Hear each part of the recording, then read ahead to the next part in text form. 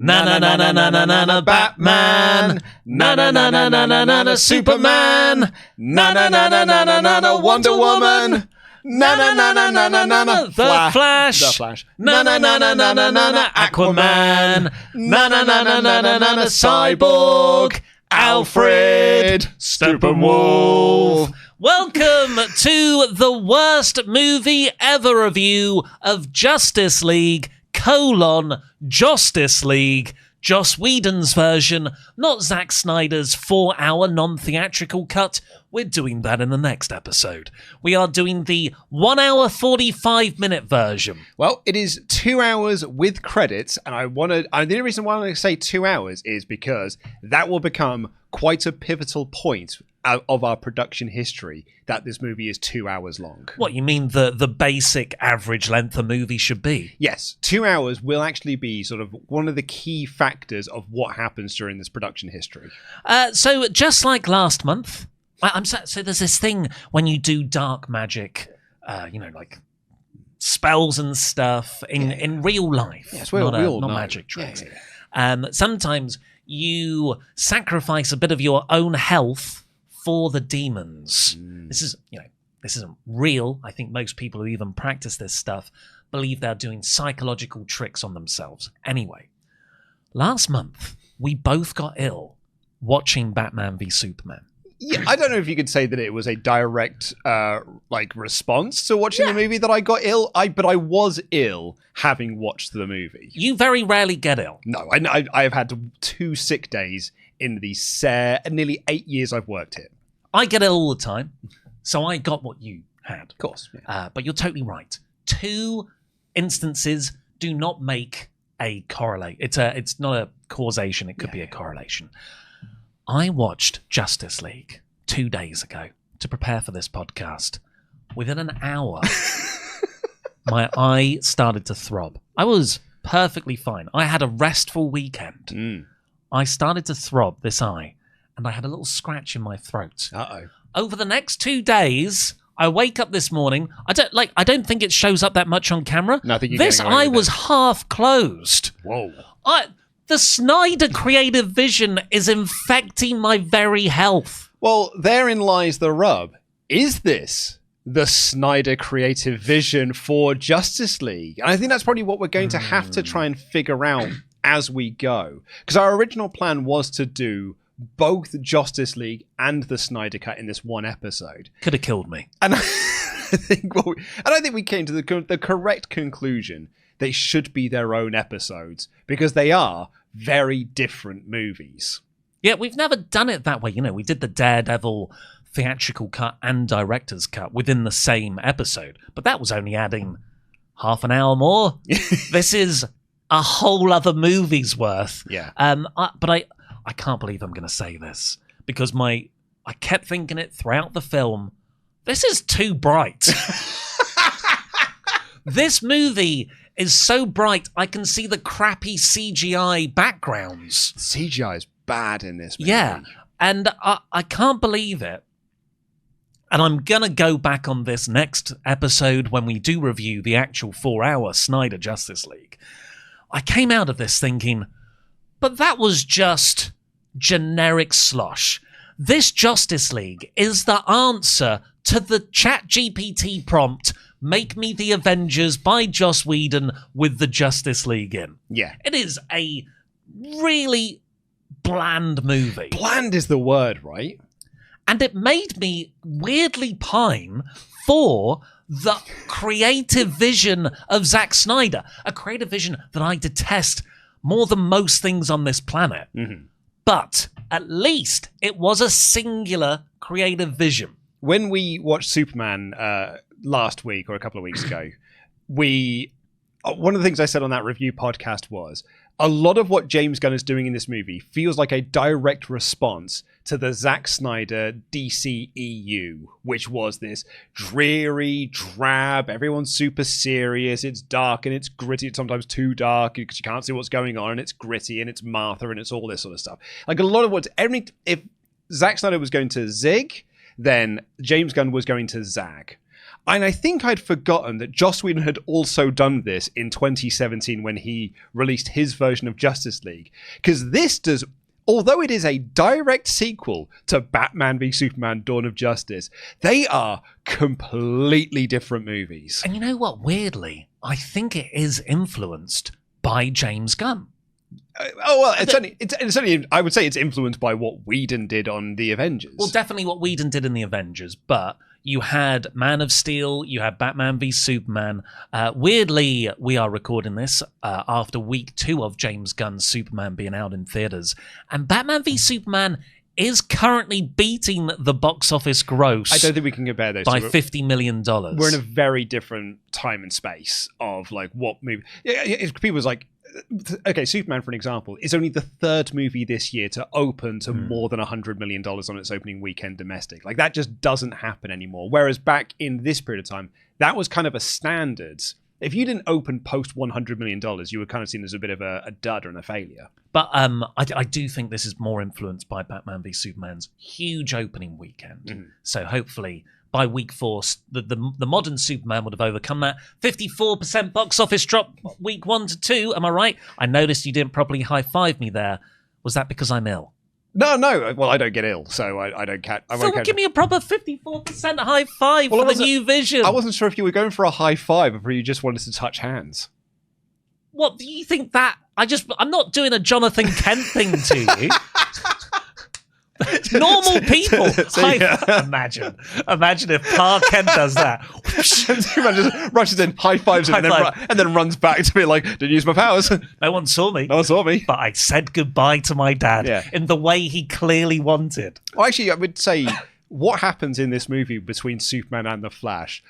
Superman definitely could have saved Pa Kent, and no one would have thought anything different of what Clark's powers could have been. But I'm getting this right, aren't I? You have Man of Steel, Batman v Superman, then Suicide Squad by David Ayer, then Wonder Woman. Yep. And everyone was like, well, Suicide Squad was rubbish, but Wonder Woman, thumbs up. One of the characters that's going to be in the Justice League. It is a good movie. I don't think it's like a great film, but it is a very good movie. Well, I think people came out of it thinking that was a great movie because the 3 movies that come prior to it were Man of Steel, Batman v Superman, and Suicide Squad. So we were like, whoa, it's a good one. Yeah. We got 1 out of 4 ain't bad. It's Thunderbolts. Maybe Justice League will be a step in the Wonder Woman direction. Maybe this is the new pivot point for the DCEU. Joss Whedon's taking over. He's got the book now. He started the Avengers. But what I was saying was, I feel like David Ayer's Suicide Squad, and we will unfortunately do that in this DCEU series, was affected by James Gunn's Guardians of the Galaxy. 100%. Yeah. They recut it. The trailer became about, look at all these pop songs. Yep. Hugely influenced by Guardians. And then I feel like that move towards lightness is from the Guardians thing. And yeah, of course, Joss Whedon's time on the Avengers as well. So I do think James Gunn is slightly a part of the tone of this Justice League movie. I would agree. And it's what it comes down from is a lot of the negative reception that Man of Steel and in particular Batman v Superman got. We touched on this in the last episode, and I've actually got the report again from Burst Movies Death.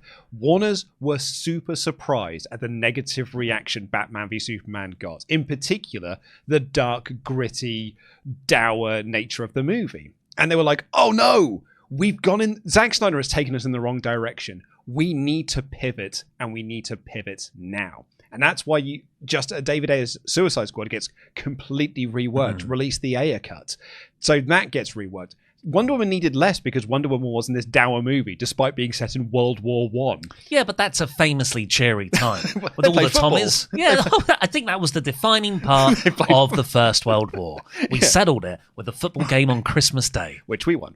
I think it might have been a score draw, actually. We won the First World War. And the second one. And the streak. Anything. We're awesome at World Wars. So I think they needed to change the direction they were on. And we'll get into this when we get into the production history of this movie. Joss Whedon was already brought in for Justice League while Zack Snyder was still director. because they knew they needed to change something. So they brought Joss Whedon in to rework the script and lighten this ship up, because Zack Snyder was like, no, everything is super serious, and me and David Goyer have got an idea, and Dan Terrier, we've got an idea of what we want to do. And Joss Whedon came in to be like, but what if we did jokes? You know, what if Batman was funny? What if every character sounded the same? What if the Flash was the most annoying person you've ever met? He was pretty annoying. Yeah. So I went to a press screening of this movie back in the day, and my only real lasting memory, I've got 2 lasting memories of this movie. Actually, no, 3. One, they showed the trailer for The Last Jedi before it, and I was in a period of my life where I only wanted to watch one Star Wars trailer and then watch nothing else. So I put my head between my knees and covered my ears so I didn't hear the trailer, because I hadn't seen the trailer they were showing. It's dedication. Yeah, because it was the second trailer. I was like, I don't want to watch it. I don't want to see anything. I just want to go into this movie knowing nothing. I'm like that with a Naked Gun. I'm like, I don't want any more jokes. I want to have them in context. The second thing I remember is the ripple of giggles when Superman first shows up on screen with his little fake mouth, and the kid's like, Superman, what is it like to save people? Hey, Superman, I'm interviewing you for my podcast. And I was like, what is... And it's like, it really was the reddest of red flags of what was about to come. What you mean? Because that is the opening bit, like a sort of prologue, which we never get. In my memory, there is a coda to that. Is there? No, I don't think. No, but there isn't. Oh no, it never comes back. That's just part of the wonderful reshoot. Because it hinges. They like, what do they say? Most of my notes are here said he looks like a psycho.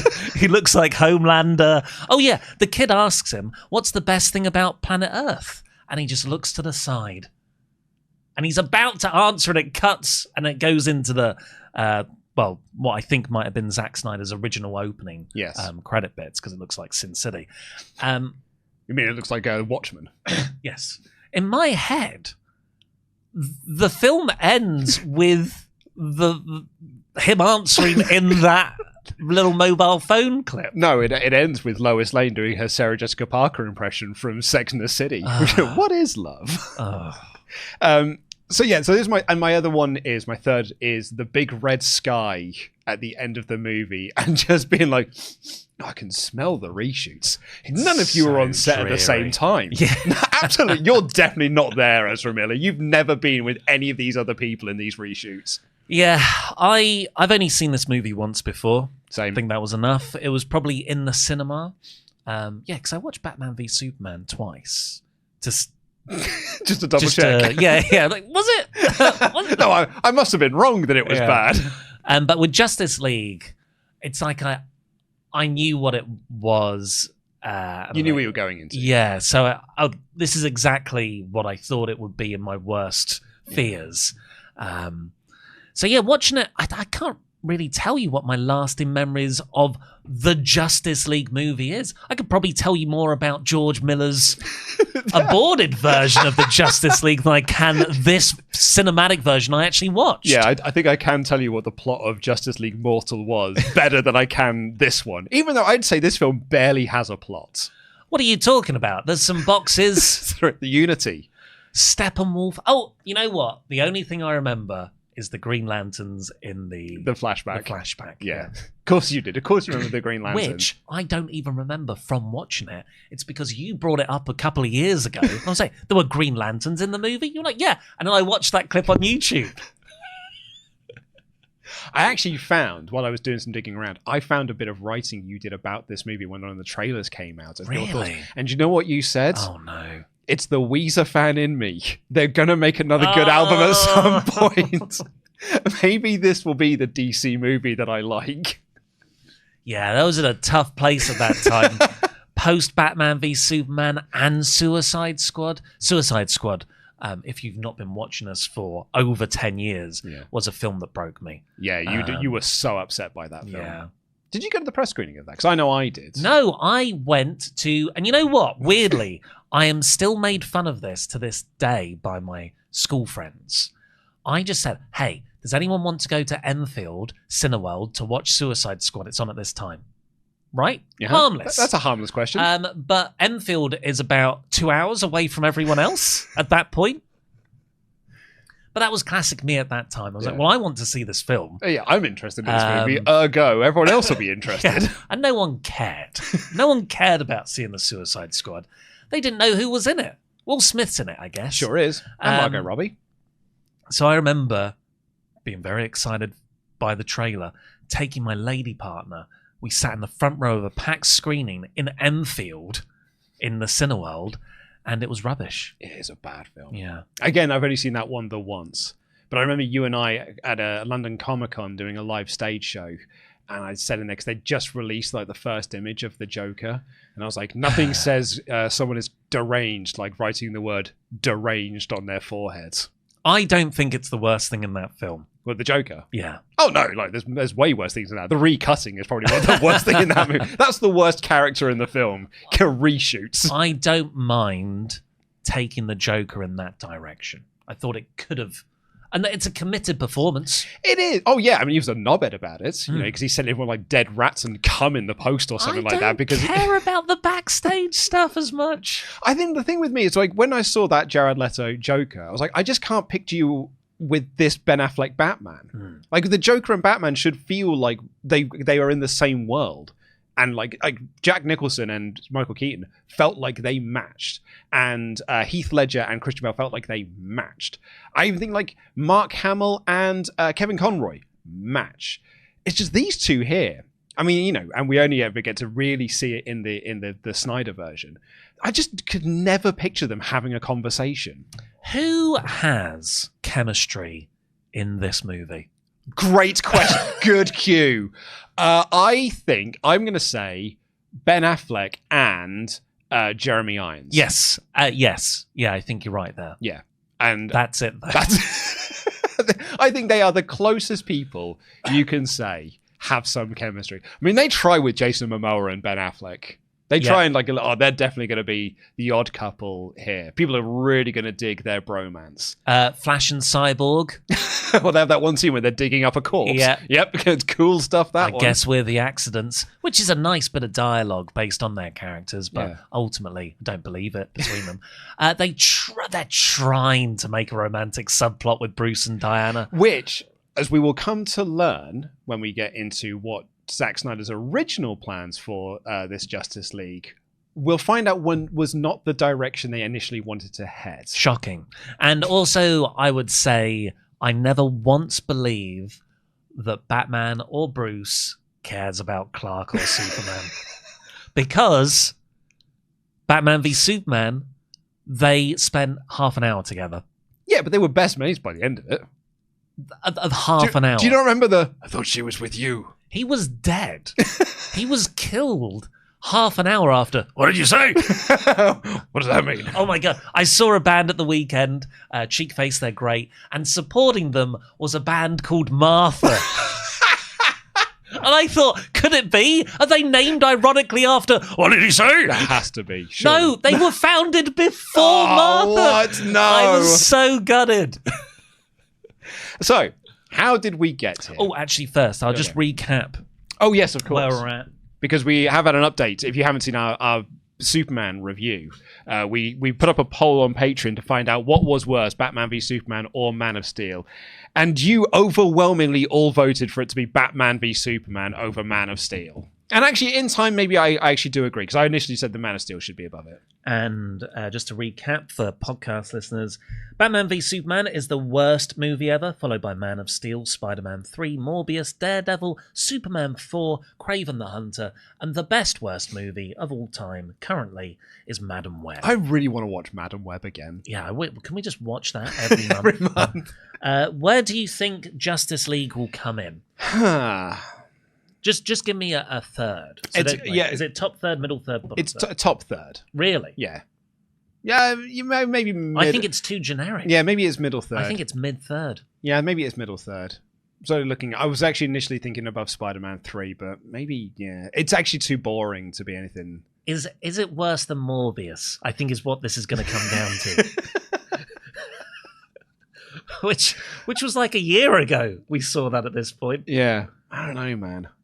Well, let's see. We'll find out, answer because we do have to go through the film scene by scene, which you can see over at patreon.com/cutscene. But anyway, how did we get here? So, originally, it was announced as 2 movies, because the plan was 2016 would see the release of Batman v Superman and Suicide Squad. 2017 would be Wonder Woman and Justice League Part 1. Then in 2018, we would get The Flash and Aquaman and an untitled DC film. In 2019, we would get Shazam and Justice League Part 2 and an untitled DC film. What, and that first untitled was Birds of Prey, I guess? No, that came way later. I think it's 2018. 2020 that film comes out. It didn't come out in the pandemic, did it? No, it came out just before the pandemic. It was the last thing I saw in the cinema before the world shut down. I went to a press screening for it. Because I was then interviewing the cast of Birds of Prey like a couple of days later. It's 2019. Oh, you're totally right. February 2020. It was like that and Sonic the Hedgehog were the last things I saw before the world shut down. Anyway, 2019 were supposed to be Shazam and Justice League Part 2 and an untitled DC movie. And then 2020 would see the release of Cyborg and Green Lantern Corps. Still hasn't happened. But and this was all announced at Comic-Con with their logos and the timeline, just like Marvel were doing. Absolutely, yeah. I think this was before Batman v Superman came out. And then in 2016, Snyder confirmed that it would just be one film, but it will have a sequel. What he essentially was saying was, we're not splitting the movie in 2, which was our original plan. We're now just going to do this and then a sequel to it. As we will later learn, he actually had a trilogy of movie plans. Because that's how you used to do things. You'll do a trilogy and you'll probably split the final one into 2. Yeah. Which is what they kind of did with Avengers Age of Ultron, and then Avengers Endgame, Infinity War and Endgame. Yeah. But 2016, so what might have changed in 2016? Well, it would have been the release of Batman Brexit and Trump. And the release of Batman v Superman, which didn't do all that well. What's worse? If we just had to rank those 3 things, because I think it's Batman v Superman. But 2016 also saw the box office disappointment of Suicide Squad, which actually did open really well. It opened better than Guardians of the Galaxy did. It broke a new August record. And I was like, hey, this is going to be a good thing. Problem was, as the Hollywood Reporter reported, Suicide Squad's steep decline in its second weekend is no joke for an anxious Warner Brothers, even if the anti-superhero film has already grossed more than $465 million worldwide. In an ideal world, tentpole should fall no more than 60%. But according to Sunday's estimates, David Ayer's movie tumbled 67% to $43.8 million in its sophomore outing at the domestic box office after debuting a hearty $133 million.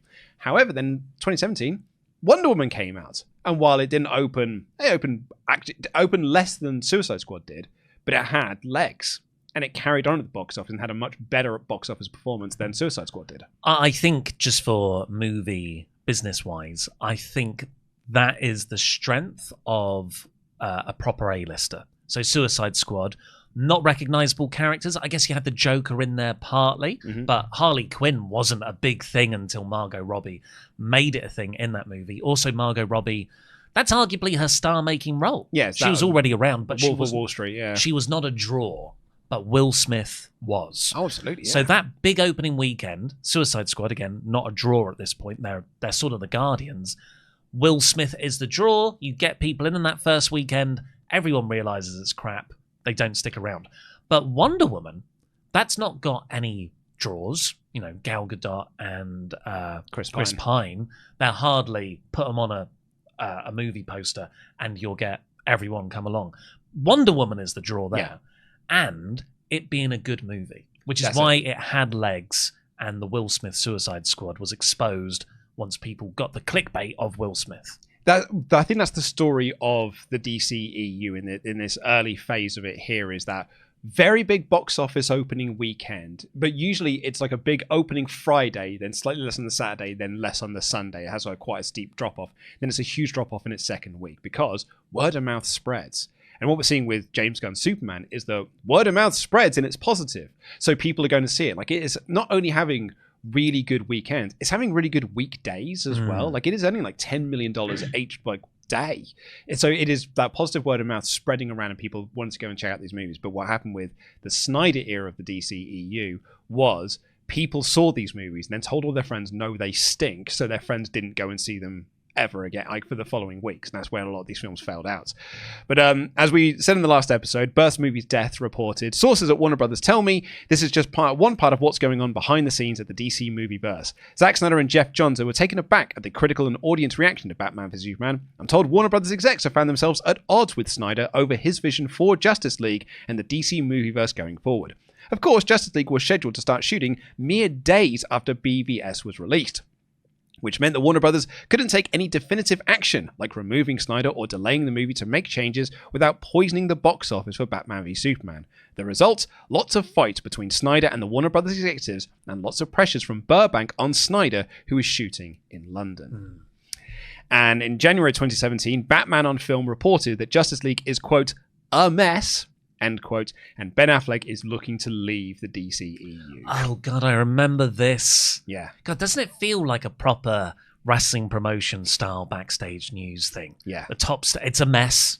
The top star's looking to leave. He's unhappy, yeah. It's so around this time, we'll learn later on when we go into more details.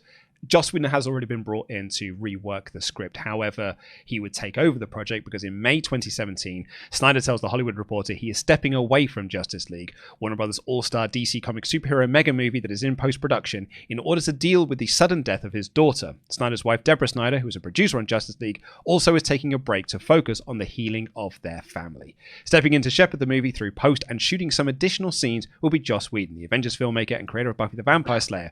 With Whedon's help, the movie is still on track for its November 17th release date. So that's about, you said March there and November. Yeah, so it's May. May 2017 is when he steps down. Right. Oh, so very close still, 5 months away. Yeah.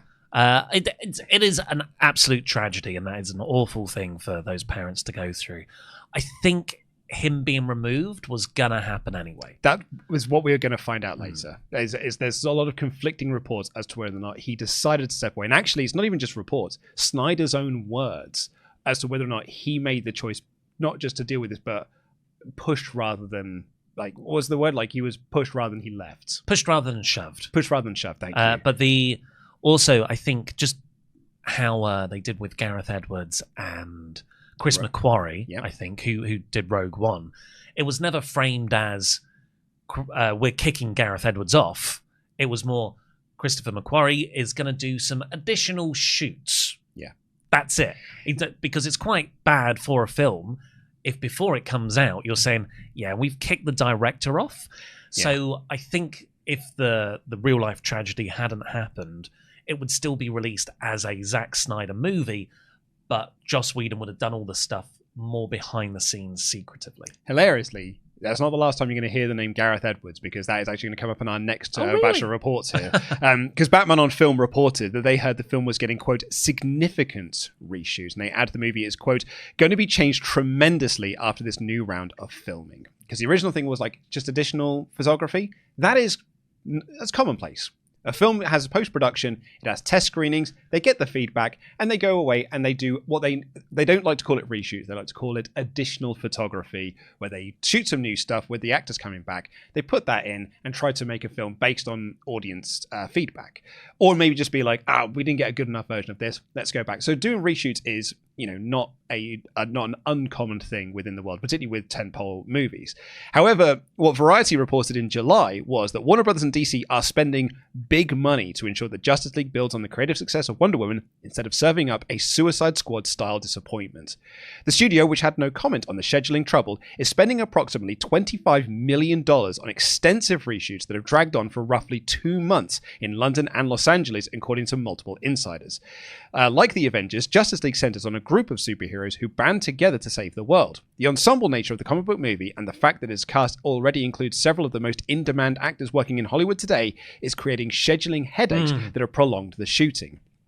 Reshoots, or additional photography, to use the preferred studio nomenclature, traditionally cost between 6 and 10 million and rarely have to juggle so many competing schedules. They typically last a week or two. So they're saying, like, hey, usually 6 to 10 million, week or two. This is 25 to 30, and it's taking 2 months. This is bearing in mind, you said then, they're only 5 months away from release when Joss Whedon steps in. And now they're shooting for a further 2 months of that. And I'll get in later as to why they felt the need to still hit that November 17th deadline. I don't know, because maybe it's just crap anyway.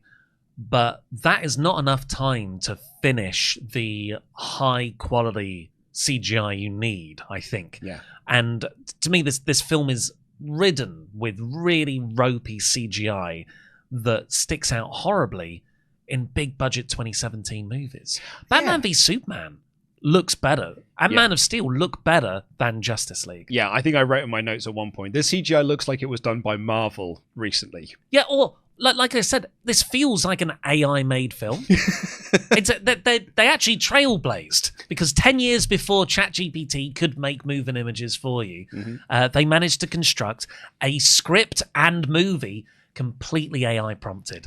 Variety continue. There is the questioning of crediting. Joss Whedon has now spent months overseeing the project, but will not receive a co-directing credit, according to an insider. Whedon stepped in to handle the reshoots for the film this spring after director Zack Snyder publicly excused himself from the project following his daughter's suicide. Whedon won't just be rewarded with a fat paycheck, he may also get a producing credit or a screenplay credit. There's some precedent. Tony Gilroy, who stepped in for director Gareth Edwards to oversee reshoots for Rogue One, a Star Wars story, earned a screenwriting credit. Oh, it was Tony Gilroy? It's Tony Gilroy. I thought it was McQuarrie as well. That's what I remember. But Tony Gilroy actually is the guy now who's doing Andor. Sources say Justice League reshoots have been used to punch up the dialogue. Whedon, the director of the Avengers, is well respected for his ability to create memorably wry exchanges between his characters. The set pieces Snyder shot are said to be usable, but Whedon has been working on, quote, connective tissue, end quote, that is needed to link sequences. Justice League is spending the kind of time and money on reshoots that mid-budget films would spend on an entire movie. That's a really, first off, memorably wry, which it is in Avengers. You know, the back and forth between Captain America and Iron Man. Even Agent Coulson and just bantering. Those, I used to prefer just the Avengers sitting around chatting to the action scenes. That scene where Captain America almost picks up Mjolnir. And it just goes... And Chris Hemsworth is just like, suddenly I was like, and then when he can't pick it up, he goes, yeah, I knew you couldn't do that. That is great Whedon. That is Whedon at his best. But here it is Whedon at his worst. Just fudge it. Oh, some of the jokes feel like first draft stuff. Dreadful stuff in this. A whole bit about brunch. Hey, it's got a payoff at the end.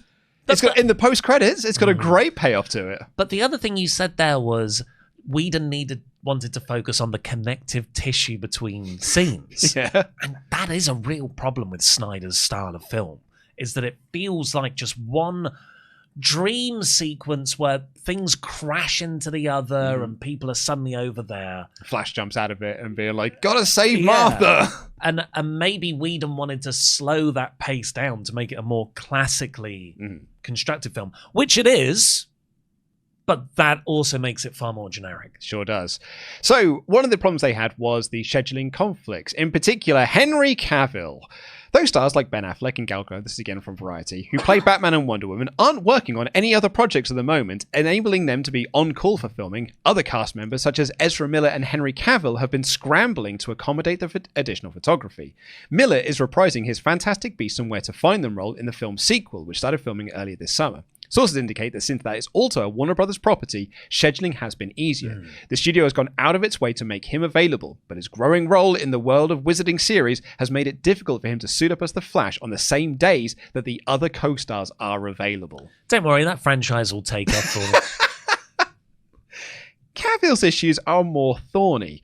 Justice League's Man of Steel had expected to be able to finish shooting the 6th Mission Impossible film before needing to don Superman spandex again. That's not been the case, however, as the new scenes that are being shot have required him to jump back and forth between productions. Because of this, a mustache he grew for his character in Mission Impossible sequel will now have to be digitally removed in post-production.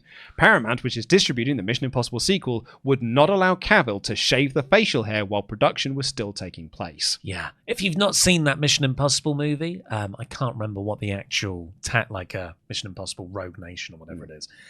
Some people think it's the best Mission Impossible movie. Not for me. I think the one beforehand, whatever that's called. Mission Impossible 5. Yeah, sure. The Brad Bird directed one. Yeah. No Time to Die. Yeah. Golden egg. But yeah, he's a great character in that movie. He's the chief antagonist, really. He's just like this unstoppable hitman guy. He charges his arms at one point. Yeah. That's what the bit everyone loved, is when he charges up his fist for a fist fight. It's great. But he does have this, I would argue, iconically thick mustache for the role. So it's not just like a pencil-thin mustache you can easily CGI out. Yeah. This is the whole middle of the guy's face. So Macquarie has talked about this on the Empire podcast, where he said, everyone's out there who's been taking shots at me on Twitter for however long you have. A fake mustache in close-up on a 75mm lens is never going to look anything but a fake mustache in close-up on a 75mm lens. And if you have any doubts about that, just go back and watch Tom Cruise in Rogue Nation with his beard and mustache. It's passable for a scene, not for a film. It's just never going to work. When the reshoots for Justice League came up, producer Chuck Roven called me and said, we need your help. We need to shave Henry's mustache. We need him to come back and we need to do these reshoots. And I said, look, Chuck, naturally, I want to do everything I can to help you, but I also have to think about our production. Let me talk to everyone and figure out what the scheduling would be. And I went and spoke to Mission Impossible director Jake Myers, and the suggestion he made was through some channels that we could shave the mustache. Henry would begin to grow the mustache back, and that would give us the resources to digitally fill it in. So we offered the following compromise. Myers calculated the amount of money it would take to replace the number of shots. And essentially, what Jake was able to project is about $3 million visual effect budget. So, I don't know how much Henry was in Justice League, I've never seen the movie, but I can tell you how much it would have cost for Mission Impossible to digitally add Cavill's mustache. And we said yes. We said, here's what we'll do. Give us $3 million and we'll shut down. And that will give Henry Cavill the time to grow back his mustache. We'll just shut our movie down. At which point, someone from Paramount said, what is going on? What are you people even talking about? They were like, there is no way we're going to do that. We're not shutting down. So we were just like, okay, well, that's the best plan we could come up with. The truth of the matter was, someone was going digital. That sounds like a tagline for a movie. That's so nice. I mean, I respect Macquarie an enormous amount. I think he's a great writer, filmmaker, everything.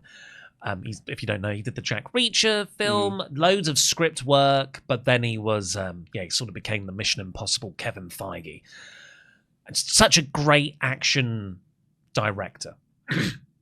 But he seems that like, I feel for you, guys. Let me try and help you out, Charles Roven. And what is a thing to work out as well? It's like, look, it'll cost us $3 million to digitally do it, so we'll just shut down, give us the $3 million that we would have had to spend, and they'll just grow the mustache back. But then, like, that's two filmmakers who see themselves as, you know, not colleagues, but sort of contemporaries. And then Paramount is like, what? We hate Warner Bros. We can screw them over. This isn't alpha. This is brilliant. This is great for us. So Chris Jenkins, who is a re-record mixer on Justice League, posted a photo to his website. Would you like to see Henry Cavill with the mustache before it was digitally removed in the Superman suit? I've never seen this. I don't know if I'm ready to see Superman with a mustache. It'll be like some kind of Freddie Mercury style cosplay. It's a bit of a ropey image, unfortunately, because it was taken from someone's, like a photo from someone's laptop, but here you go.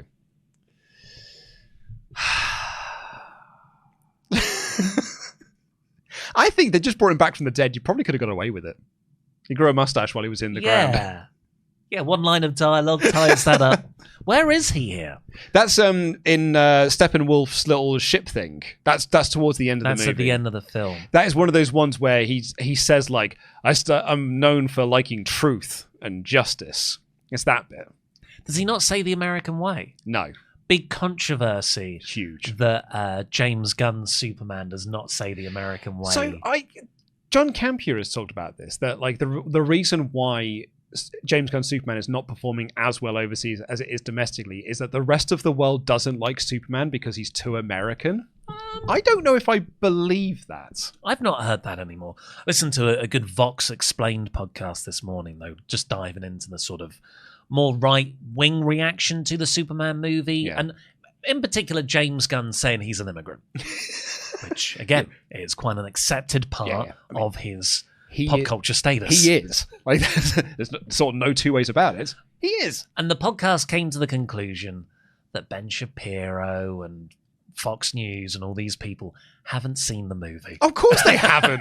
Ben Shapiro didn't see Barbie either, but he did a 2-hour podcast about it. They just heard this interview clip of James Gunn and were quite ironically triggered. Snowflakes. But this Tash thing, I don't know how to feel about it. It also looks like he's got on Nicolas Cage's Superman outfit. It's a little bit, doesn't it? Like with that weird shiny. I don't remember it looking that horrid. Well, obviously that's in the film. This is before you do all of the visual effects and over it and everything. Like this is just rushes from the sets where you're re-recording and looping dialogue. So all of these scenes, he had a mustache. Well, the reshoot bits that they did for those final scenes, because like the big like red sky stuff, I think that is to kind of cover up a lot of the reshoots that they were doing to hide the fact that they were not on set at the same time. But I think the fight scene between them and Steppenwolf is very different in what the Snyder version of the fight scene is, and because they had to put in all the jokes. So I think there's a lot more of the jokey stuff in there, which is where Superman, Henry Cavill has to come back and shoot new dialogue with the mustache. Right. And obviously the one at the start of the movie is the most famous one because it's the most close-up of him in his weird freakish mouth. Yeah, and how should we start this movie? Now we've got this real visual problem. Should we just put that front and center? Or should we try and hide it? Why would you open with it? Especially if you're never gonna follow up on it. When I watched this time round, I was like, why did you bother with this? Honestly, just open with the big war of men and Amazonians and Atlanteans. Right? Just Middle Earth it. Yeah. Just do the Lord of the Rings structure. It's such a better way to open the movie. Anyway, sure, Ben Affleck will have some positive things to say about Joss Whedon, which he did in October 2017. Before the film has come out. Time's a cruel mistress. Joss was brought into the movie to do what good directors bring. Good taste.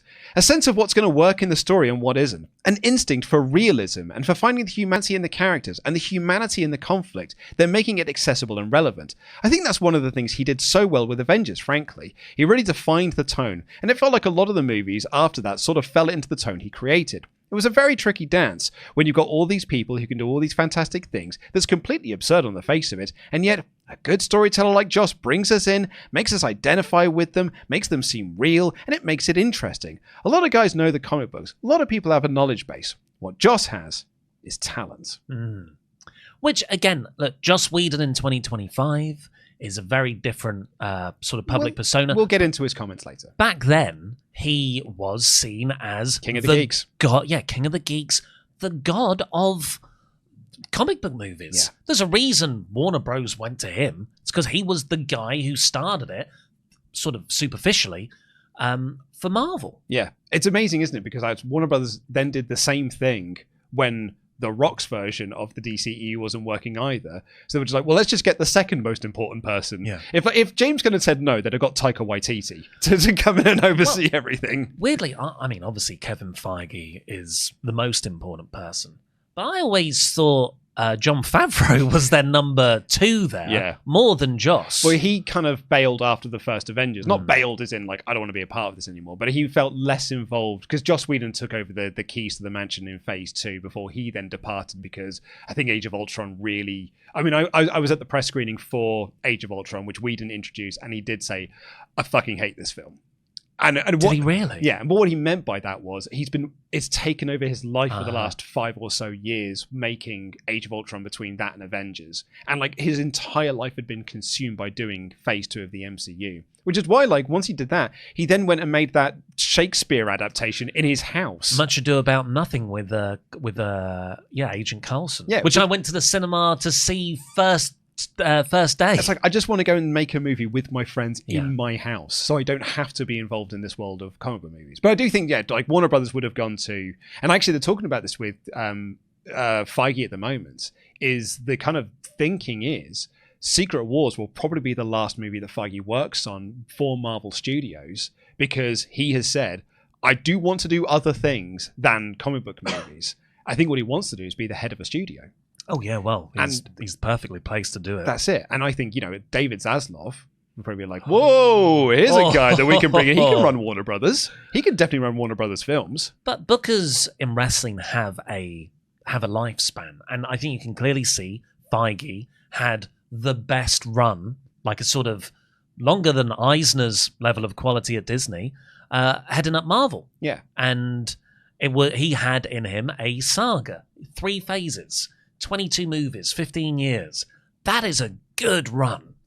But then you should probably groom your successor to take over the next bit, because it has felt tired. Yeah. And that is, ultimately goes down to the person at the top. I don't think it's just Feige. Like I would say Bob Chapek is more at fault for the Marvel failure than Feige is, because Feige had a plan of what to do post Endgame, and then Bob Chapek came in and be like, "Well, we've got Disney Plus now, so you need to give us 10 times more than what you were planning to make, and you've got to do it 10 times quicker than you've really got time to make it." So they just rushed out a bunch of stuff to fill Disney Plus hours. Same thing happened with Star Wars. Like Bob Chapek really watered down the Star Wars property, because it's like, well, I need to fill Disney Plus, so make me a bunch of Star Wars stuff. I'm sure it won't hurt the franchise overall.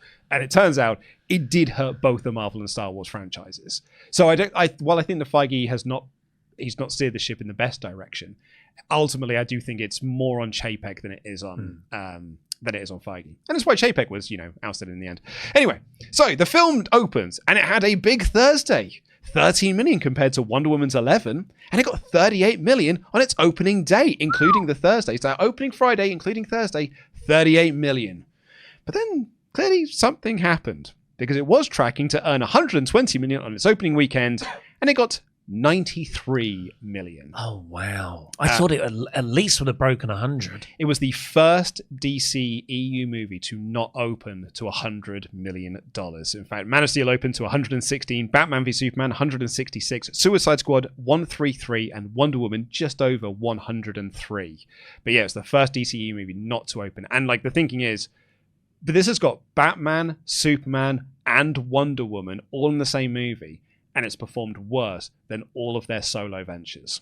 It was not a good thing. For comparison as well, and again, I mentioned this earlier, the Superman this year opening to more than 100 million is actually a bit of an outlier. It's only that, Lilo and Stitch, and Minecraft, I think, are the only movies to open to more than 100 million domestically.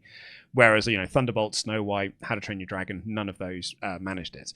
But back in the day, you're comparing this to other superhero movies at the time.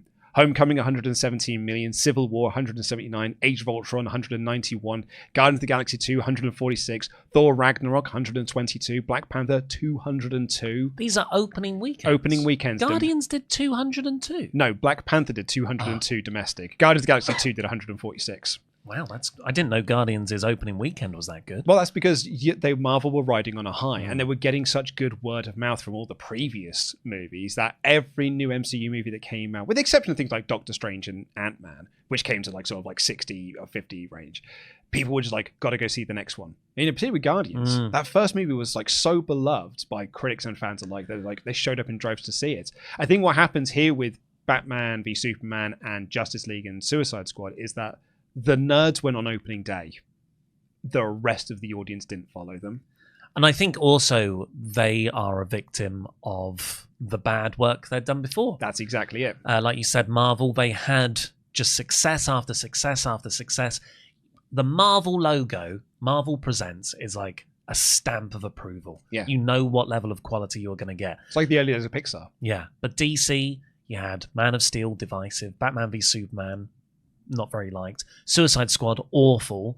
And then Wonder Woman was the last one, but that's not enough to undo all of that stuff. So if people just hear, it's not very good, they're like, I'm staying away then. Yeah. Whereas if this was, for argument's sake, the first film in the DCEU, if someone said, it's not very good, people will go, yeah, but I'm going to see it to make up my own mind. Yeah.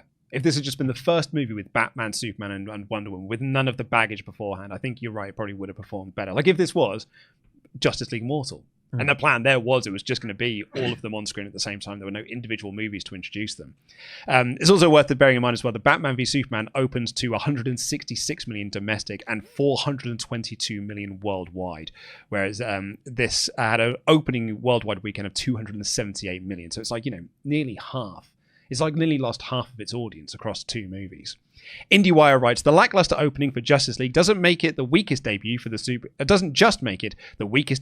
superhero film in 2017, but it also sets up Warner Brothers for a major financial loss. According to Forbes, the studio could lose up to $100 million on Justice League. The company reports that Warner Brothers will lose $50 million at the very least, but that is being generous. Forbes breaks down the numerous reasons why Justice League return on investment will be a negative for Warner Brothers, citing the tentpole's humongous budget as a major issue. Justice League reportedly cost $300 million just to produce, with an additional $150 million spent on marketing. The film would have to make at least $750 million just to break even, but box office tracking suggests it will struggle to even hit $700 million, which actually is true. It didn't hit $700 million. The film is currently pacing for a domestic haul of $230 million range, though that could change if the film drops off quicker than anticipated. It did actually do $229 million domestic when all was said and done. And on its second week, Warner Brothers' Justice League dropped 57% with a 5-day total of $59 million. So it's just about terrible. Just at about that 60. It says, while the Thanksgiving holiday prevented Justice League from weathering the steep drops of Batman v Superman, 69%, nice, and Suicide Squad, 67, the Zack Snyder opus made less than the respective second weekends of those DC titles, with $51.3 million and $43.5 million. That's why it doesn't feel like that was much steeper drop-off. Because, it wasn't big in the first Exactly, week. because it made less money, and it makes less money overall. Yeah. It's less of a drop-off. But take your wins where you can. Exactly. Dark Knight was 53% Yeah. drop-off, and I think that was one of the better ones ever. Yeah. So final box office tally for it was $657.9 million, compared to Man of Steel, which was $668 million, Suicide Squad $746 million, Wonder Woman $821 million, and Batman v Superman $873 million. Well done, Wonder Woman there. Yeah. I think that was a real success for them during this time. Do you remember Vero? Vero? Zack Snyder's own social media platform that he posted things to? I mean, now it's kind of ringing a bell. He went full tout. As you said that, I think I remember seeing production images that he posted with long posts. He posted up so much stuff of his vision. Like, that's basically what we're going to get for the next 5 years, or 3 or so years following the release of this movie, is him just posting to Vero his little images of production stills from Batman, script pages, comments about, like, someone said, like, he had a picture of himself with a moustache. He's like, oh, I'm gonna have to shave this off. And someone commented saying, like, oh, you could digitally remove it. And he commented, yeah, well, that never works. Oh. I mean, it's a tried and tested thing. If you are a divisive figure in culture, start your own social media network, and then you can control it. just preach to your own choir. But Snyder's son posted on Vero, I did enjoy the movie, although it's clearly... Sorry, what... If you post on Vero, what are you doing? Is that you're vexing? You vered? You vexed. You vexed.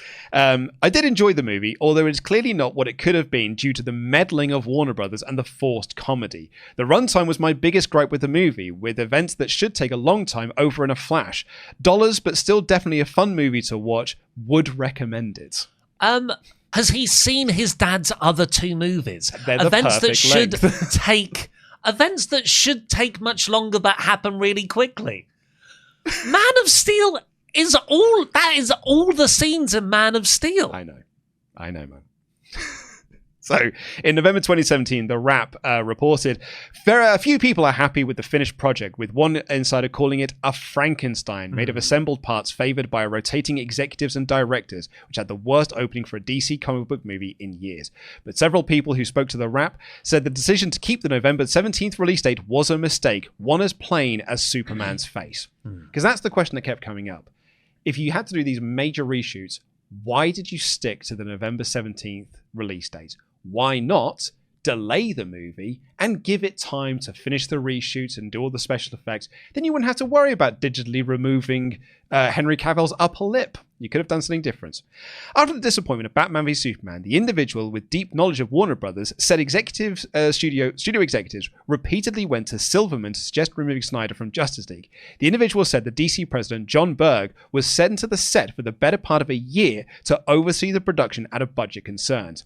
The insider said that Silverman was, quote, quite harsh on Zack when Batman v Superman was underwhelming to audiences, but they didn't fire him. Removing a director is a major distraction on any film, and it would have been a sign of serious trouble on a tentpole designed to support a larger universe.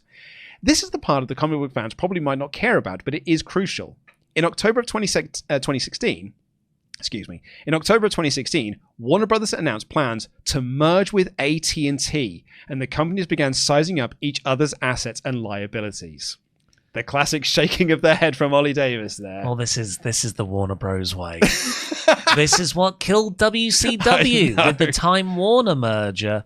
Yep, and you know what? This didn't go well. AT&T offloaded them, and Warner weirdly merged with Discovery, and now we're still living with the effects of that to this day. Patty Jenkins's Wonder Woman shook off Snyder's violent, monochromatic vision of the DC Universe with a fun, uplifting lead character, winning critical praise and performing above expectations at the box office. Whedon had to choose between continuing Snyder's vision or lightening up Justice League as much as he could, or at least as much as he could, by November 17th. One executive told The Wrap that Tsujihara and Emmerich, quoted, so these are the top executives of DC at this point, wanted to preserve their bonuses they would be paid before the merger, and were worried that, quote, if they pushed the movie, then their bonuses would have been pushed to the following year, and they might not still be at the studio. So that is why, according to some insiders, why this movie got released on November 17th, is the executives wanted to make sure they got their bonuses. Isn't that utterly depressing? I mean, look, more time in the oven would have not made this movie that much better. No, this was always going to be a Franken movie. And I do feel for Joss Whedon. He was brought in to with a 4-hour film, fully made, to do reshoots and recuts, to turn it into something totally different. That is a Herculean task. Yeah. And I don't even know how you make something this good out of that. We should also note as well, and we'll come on to this a little bit later, that 4-hour cut that Zack Snyder had presented had been described as unwatchable. Yeah. And so Whedon was brought in to fix this unwatchable movie in the span of 5 months with these major reshoots on top of it all. And hilariously, that 4-hour unwatchable movie just so happens to be the same runtime as a 4-hour movie that Zack Snyder will release in 2021 or whatever it was. Anyway, Matt Goldberg from Collider would later report, one of the biggest stories of last year came in May when it was reported that Zack Snyder was stepping away from Justice League to tend to personal matters, and Joss Whedon would take over directing duties. Snyder's daughter had committed suicide, and it was an awful situation that understandably would lead to anyone taking a break from work and focus on their family. While that seemed to be the official story since May, Snyder left Justice League because of a personal matter, it turns out that Zack Snyder may have actually been fired from Justice League. Veteran entertainment reporter Josh L. Dickey is leaving the industry and has entered don't give a fuck mode. So he's revealing that Snyder was fired in January or February of 2017, 3 months before the news broke that the director was leaving for Justice League. The tweet that he put that out no longer exists. I'd heard similar things. I'm sure he got some letters there. I'd heard similar things from several sources over the last year as well. I also heard that Snyder's rough cut of the movie was, quote, unwatchable, a word that jumped out to me because it's rare that you hear two separate sources use the exact same adjective. Of course, even if that's true, there's obviously more to the story since rough cuts can be fixed with reshoots, rewrites, etc. Oh, so are they implying there that the unwatchable word was a DC directive? That was what two different sources at Warner Brothers had said. It's an unwatchable movie, and that's why he was, according to this report, fired in either February or January, which also I believe is when they were bringing in Whedon to rewrite the script and rework things. Yeah, and I think that's quite a likely scenario. And again, they just would never announce that publicly because it destroys the film's chances. I mean, if anything, having a new director come on probably hurt some of the box office performance of the movie anyway. Like, I think the baggage of the DCEU certainly hurt it, but I don't think the news would have likely helped it much either. I disagree because it's the name of Joss Whedon. That's true, actually. Yeah, I think if you chuck in James Gunn on the new DC, has helped this DC. If it was The Rock, as we all wanted it to be, I don't think it's as successful on that opening weekend. Yeah, you might be right on that one. I think the only thing I could possibly throw to counter, and I'm not sure I fully believe this, but putting myself back in those shoes, this is coming off the back of Age of Ultron, which fans didn't love. Like it was, everyone thought it was pretty middling. Yeah, it's a fine film. Yeah. So Snyder, in an interview, said for his original plans, Chris Terrio and I had finished the script for Justice League before Batman v Superman came out, said Snyder during a Q&A following a screening of Batman v Superman, the Ultimate Edition. Some people didn't like the movie. A vocal minority. Sure, Jan. I will say it's clear that they have finished an overarching story because there's a lot of seeds sown in Batman v Superman. I'll come on to another another bit. Sorry, I jumped ahead. No, it's absolutely fine. It's the bit I'm really excited to get to. So they said, there's a lot of stuff we don't want you to do, so we did a rewrite from that script. The original Justice League that Chris and I wrote, we didn't even shoot. The actual idea, the hard idea, the scary idea, we never filmed because the studio was like, that's crazy. It's a long story. The truth is that the nightmare sequence in Batman v Superman was always my idea that all that would eventually lead to and be explained, and that we would end up in the distant future where Darkseid has taken over Earth and where Superman has succumbed to the anti-life equation. And there are a few members of the Justice League that have survived in that world that they were then fighting. This is roughly the Grant Morrison Justice League International storyline from the 90s. Okay, yeah. So the Rock of Ages, it's called. I've got some other quotes here, but I won't go into all of this. We've sort of all of that. There's basically a lot of debate as to how much of Whedon is in this movie compared to Zack Snyder. Because one of the cinematographer, Fabian Wagner, said that he thinks that only 10% of what Snyder shot is in this theatrical Justice League. Others think it's only about 20% Whedon, 80% Snyder. I think history has probably shown it's probably more that side of things. Well, I think we can probably work it out mathematically, right? Because there's a 4-hour cut. Yeah. And we got let's say 2 hours. Yeah. So 50% of what Snyder shot is in this movie. Yeah, and we do know that 2 big characters were cut out of the movie. So Lex Luthor was cut out of the movie. He was supposed to have a bigger role within the film, and Iris West was cut out of the movie. They shot a bunch of stuff in Star City with her and the Flash. That's all cut out of the movie. No way. That's all in the Snyder Cut. I've not see. I don't know. It's going to be really interesting watching the Snyder Cut, which I've never done. Have you know? I can't bring myself to do it. Especially with how ill these films keep making me. Well, time, people say a lot of things after time has healed all wounds. And in December 2020, Patty Jenkins said while promoting Wonder Woman 84, Justice League, no, I don't think that all of the DC directors tossed that out as much as the fans did. But I also felt that version contradicted my first movie in many ways in this current movie, which was already in production on. So then what are you going to do? I was like, well, you have a ball to play with both directors in order for that to work. Yeah. Well, there's a lot of Wonder Woman, sort of her trauma from losing Steve Trevor in Wonder Woman, the movie. That's why, because one of the themes of this Justice League is Batman is annoyed at Wonder Woman for not making herself the leader. A Superman. Like, why do I have to be the leader? You're a hero. You're a god. And Wonder Woman is like, yeah, but my boyfriend died, and I don't. But it's okay because I think he comes back in the sequel. Which actually, by this point, has already happened. Timeline-wise. Yeah, in 1984. Well, she, spoilers, she loses him there as well. Yeah, he does. So she's lost him twice. So Snyder said in January 2021, this is again that idea of like, was he pushed or was he shoved? Quote, I was just kind of done with it. I was in this place of knowing my family needs me more than this bullshit, and I need to honor them and do the best I can to heal that world. I had no energy to fight the studio and fight for the movie. Literally zero energy for that. I really think that's the main thing. I think there's a different world where I stayed and I kind of tried. And I'm sure I could have, because every movie is a fight, right? I was used to that, but I did not have the energy. There was no fight in me. I had to be beaten by what was going on in my real life, and I just didn't want to. I didn't care to. It's just kind of where I was. In April 2021 in Vanity Fair, an unnamed Warner Brothers executive quotes, when we got to see what Joss actually did, it was stupefying. The robber on the rooftop, so goofy and awful. The Russian... so that whole scene is... That's all Whedon. The Russian family, so useless and pointless. I've called them Sokovian throughout the entire... Everyone knew it. It was so awkward because no one wanted to admit what a piece of shit it was. Yeah, that Sokovian family are just... Yeah, that's so rubbish. It's interesting to know that was all... That is just looking at the film and going, there is no humanity to this end scene, which I bet there isn't. No. So he's like, I guess I could put a family in. That's an easy cost-saving way. I think that's one of the big parts of the reshoots was because I think if I was to be, and I don't know this for certain, but if I was to read what the movie probably could have been and compare it to what happened in Batman v Superman, that was an empty town. Yes. Because that's what they did in Batman v Superman. Everywhere they went is empty and there's no one there because of people, the vocal minority, as Snyder would put it, complained online about Man of Steel.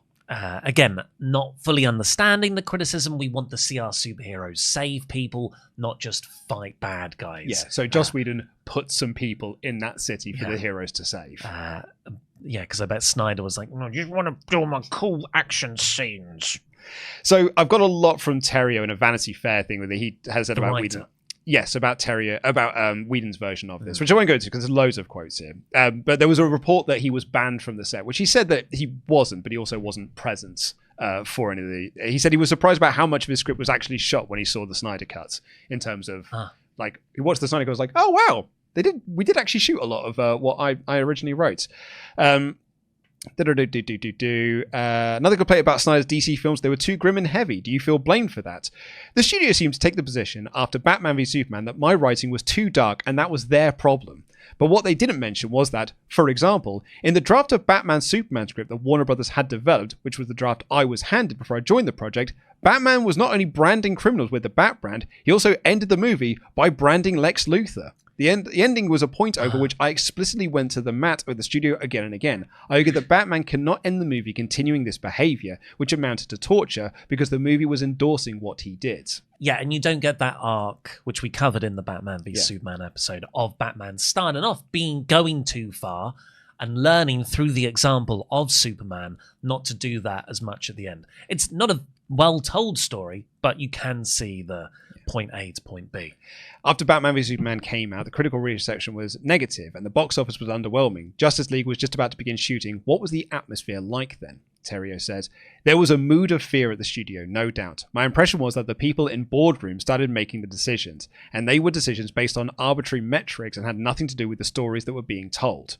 Right before the time of Batman Superman, I was asked to attend an event in New York where the cast and the filmmakers were paraded in front of a room of investors at the Time Warner Center, I guess to convince them that their money was in good hands. Look, here's Ben Affleck, Yeah. AT&T. These guys were in charge because they controlled the money at the very top of the pyramid. They were making big decisions, not the film executives we're talking about, Wall Street guys. One guy who we're going to only describe as the man who central casting sends you when you're trying to cast douchebag number one, pulled me aside and started telling me how to write Batman. I'm not naive. I know that if you don't want to have any back and forth with the money people, then you should just write poetry because you don't need hundreds of millions of dollars. But something about the distribution of power at the time just seemed off to me. It was removing all the pretense that capital wasn't calling the shots. Well, Warner Bros. was clearly not a well-run company for the movie side at this time.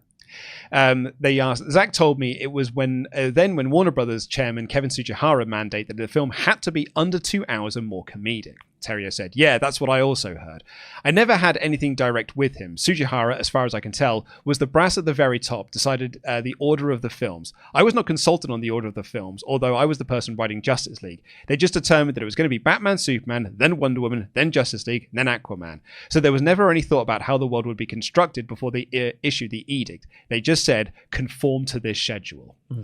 By the way, to defend studio heads here, because this seems to be very much the writer complaining about the studio head. Like, Kevin Feige is a studio head in terms of Marvel. So it is his responsibility to lay things out and then hire people to execute his vision. And that's true of Hollywood going back to the very dawn of it. Of course. MGM used to be headed up by Irvin Thalberg, and it was him who took the Marx Brothers and turned their films from just a series of vaudeville sketches into something with a narrative. And they're much better movies as a result. So just to defend the bosses of the world. But it's, again, you look at what Gunn is doing with Superman and his version of the DCU, which is I'm not greenlighting anything. We're not moving ahead with any project until we have a script that we like. Then we'll start. Then we can announce when a movie is coming out. Then we'll do this, as opposed to what was the plan was, or the mandate was back in the day, which was, if you're starting a shared universe, you need to announce 7 movies and plan out your next 8 years worth of projects and announce them all now to get the fans excited. But as Terrio says here, the Wonder Woman script wasn't even finished when I wrote Justice League, so I had no basis to write Wonder Woman other than Batman versus Superman. Themyscira didn't even exist. I was never shown anything on the page for it. I didn't know whether people could talk underwater. That was the thing I had to ask, because I didn't know if I could do underwater scenes with Aquaman and the Atlanteans. It was just something from scratch because there were no solo character movies. So Justice League needed to establish 3 of these characters. It had to create a long game mythology for the DC universe. It had to resurrect Superman because he was dead at the end of the last movie. I just don't know how you can do that in under 2 hours. Maybe the 2017 release proved that you can't. I think you can. I think you could do it in 2 hours 20, let's say. But that was the problem, is that has to be under 2 hours. That's the Kevin Tsujihara mandate. It has to be under 2 hours. They should have got all the writers and filmmakers in a room if they're at that stage to plot out, okay, let's agree what are the consistent parts here. Completely. Can people talk underwater? Or do they have to create a weird air bubble? Yeah, because they then don't do that in James Wan's Aquaman. So it just becomes this like, well, why did they have to do it in this one over here? And it's because you went into this without a plan. And it's hilarious because he's going to talk about J.J. Abrams in a minute. It's what happened with Star Wars. When they did that sequel trilogy, they never had, we're going to start here and we're going to end here. J.J. Abrams just made a movie and then handed it to someone else like, you figure it out. And then the next director looked and was like, well, I don't like these ideas because you've just copied A New Hope. So I'm going to do something completely different. And then Abrams came back because Disney were like, some fans didn't like that one. Just remake another Star Wars movie. So it's like, okay, I'm just going to do fan service the movie then. And it ends up being a complete mess of a trilogy. I'd love to do that for worst movie ever. I actually wouldn't, because I don't want to watch those films again. When he says here, when did you watch his version of Justice League? I was in LA at the time working on Star Wars, and I was on the west side of Los Angeles working with J.J. Abrams at the time. And I drove to the studio and I sat down and I watched it a couple of weeks before release. I immediately called my lawyer and said, I want to take my name off the film. The lawyer then called Warner Brothers and told them that I wanted to do that. Prints had already been struck on hard drives, burned on whatever delivery movies these days. The elements were on their way, and to remove my name would have to been to restrike the prints, redo the digital copies, and the film would have been delayed. It would have been an international scandal and a news story. So I shut up and I said nothing publicly. I've never said anything about Justice League since then, but the movie does not represent my work. Amazing. But the moustache, Chris Terrio's name being attached, all these things that would have delayed the film. So, oh man, we've still got so much to cover here because now we've got to go through all the Ray Fisher stuff. So, oh God, yeah, the cyborg stuff. So Ray Fisher at the 2017 Comic-Con said, Joss is a great guy and Zack picked a good person to come in and finish up the project.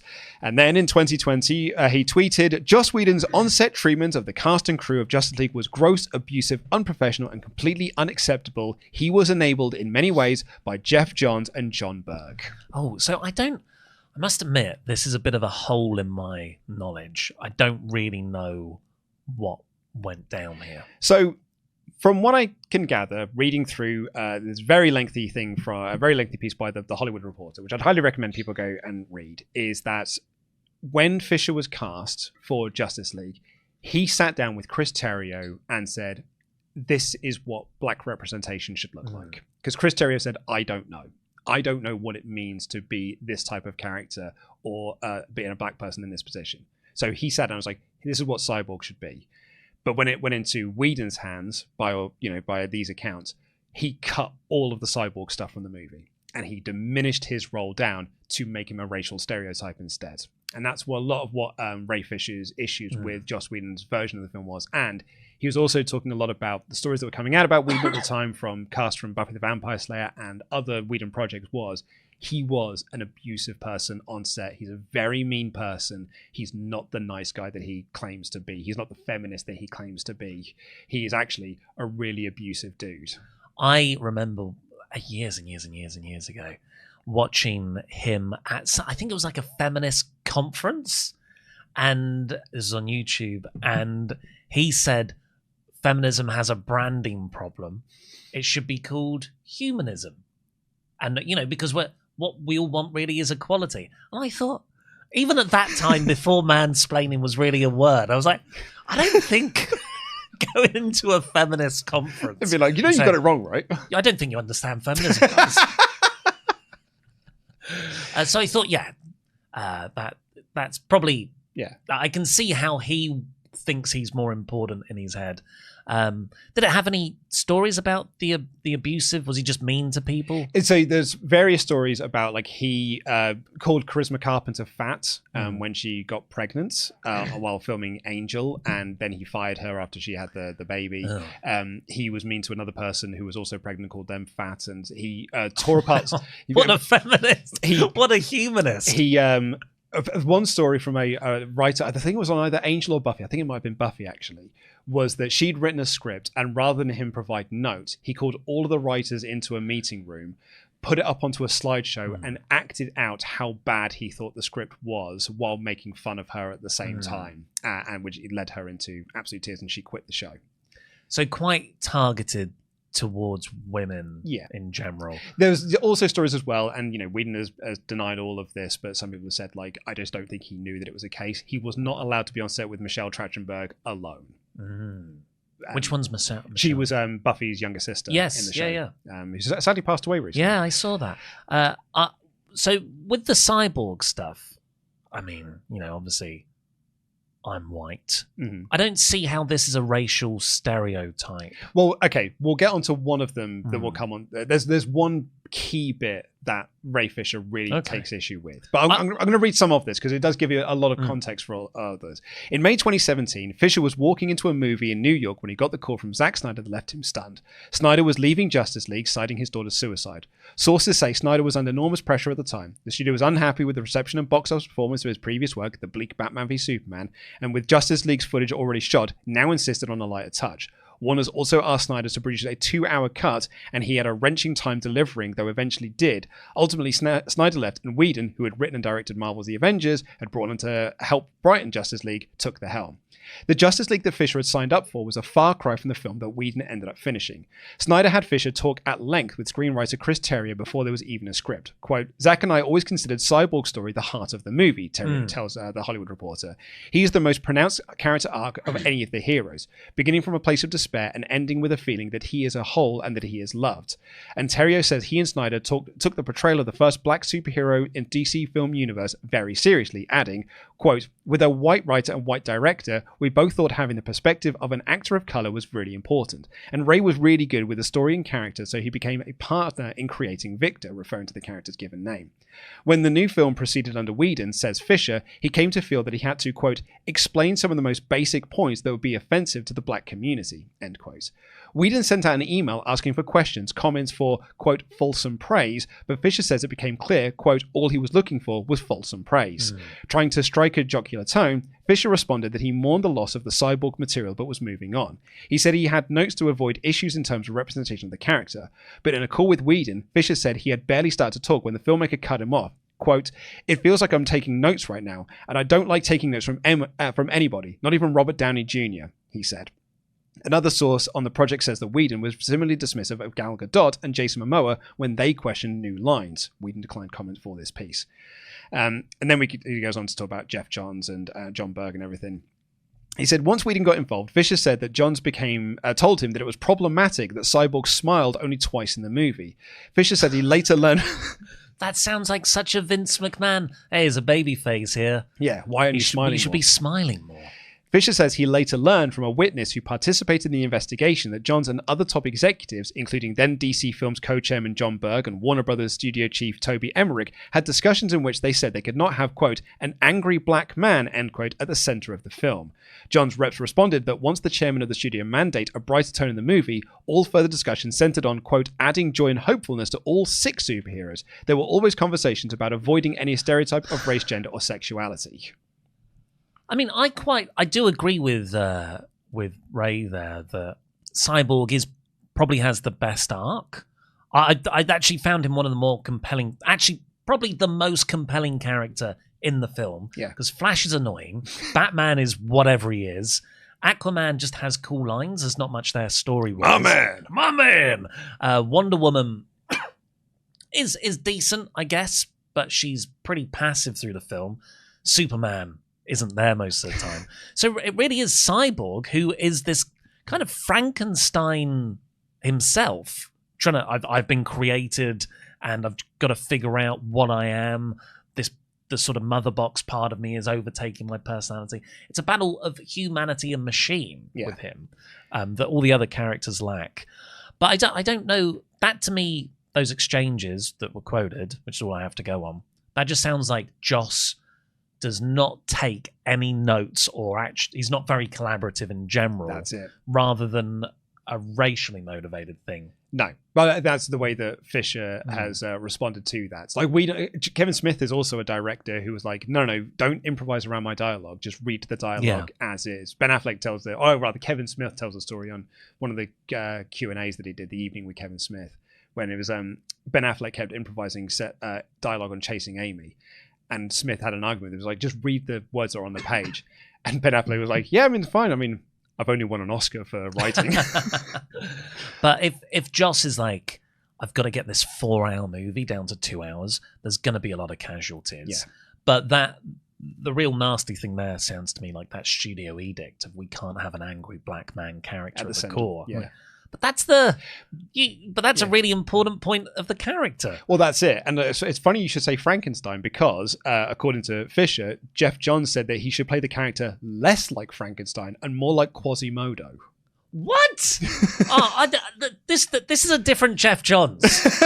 Where's the Jeff Johns from the noughties who is like stamping a manifesto Lutherian style of character-driven, serious comic book arcs? Well, yeah, so what... Quasimodo! Yeah, what Ray Fisher said, I think what they were looking for was Frankenstein's a sad character, and Fisher's like, I didn't have any intention of playing him as a jovial cathedral-cleaning individual. Because Quasimodo's a happy character. Frankenstein's a sad character, so be less like Frankenstein, be more like Quasimodo. Oh, that's ridiculous. So that means... But there's no register, like sad register in the film. I guess like Batman's mourning the loss of his friend of half an hour. Wonder Woman is still mourning the loss of Steve Trevor. Barry's dad is in prison. Like, what?